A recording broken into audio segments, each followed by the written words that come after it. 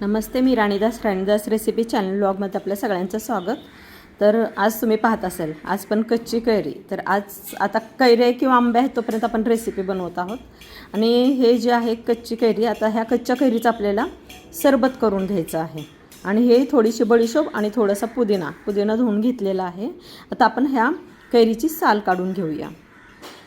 ही कैरी आहे ती अशी सोलून घेतली आहे। सोलून ह्यासाठी घ्यायची, सालासहित घेतली तर तुरट होऊ शकतो सरबत, त्यामुळे मी आणि वेलचे पण घेतली, वेलदोडे पण घेतले आहेत 2-3। आता आपल्याला हे कैरी जे आहे ना बारीक तुकडे करून घ्यायचे आहेत मिक्सरला लावण्यासाठी। हे जे असे बारीक तुकडे करून घेतलेले आहेत कैरीचे। आता आपल्याला हे मिक्सरमधून वाटून घ्यायचं आहे।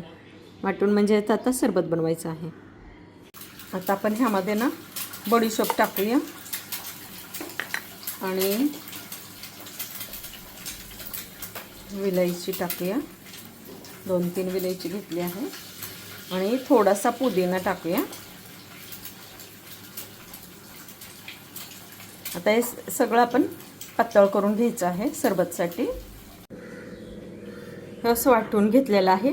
आता आपल्याला ना चवीपुरतं ह्यामध्ये साखर, चवीपुरतं म्हणजे जर आंबट जर असेल ना खूप कैरी तर तुमच्या हिशोबाने तुम्ही साखर टाकू शकता, म्हणजे पाहिजे तेवढं तुम्हाला गोड करू शकताय।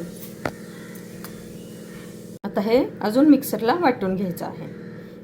हे झालंय आपलं कच्च्या कैरीचं सरबत तयार। आता मी काही गाळून वगैरे घेतलं नाही आणि थोडंसं 1-2 पानं आहेत ना स्वच्छ धुवून बारीक तुकडे करून टाकलेले आहेत। आता आपण हे सर्व करूया। आता आपण ह्यामध्ये टाकूया सब्जाचं बी, भिजवून ठेवला आहे 1 तास।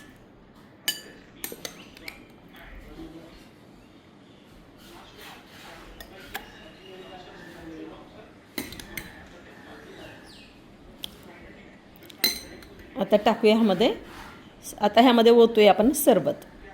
तर घेऊया सरबत ओतून।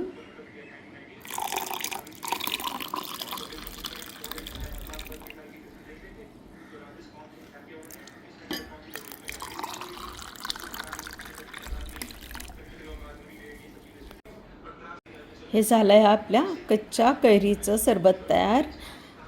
हा व्हिडिओ आवडल्यास लाईक करा, शेअर करा, सबस्क्राईब करा। भेटूया पुढच्या रेसिपीमध्ये, पुढच्या ब्लॉगमध्ये। धन्यवाद।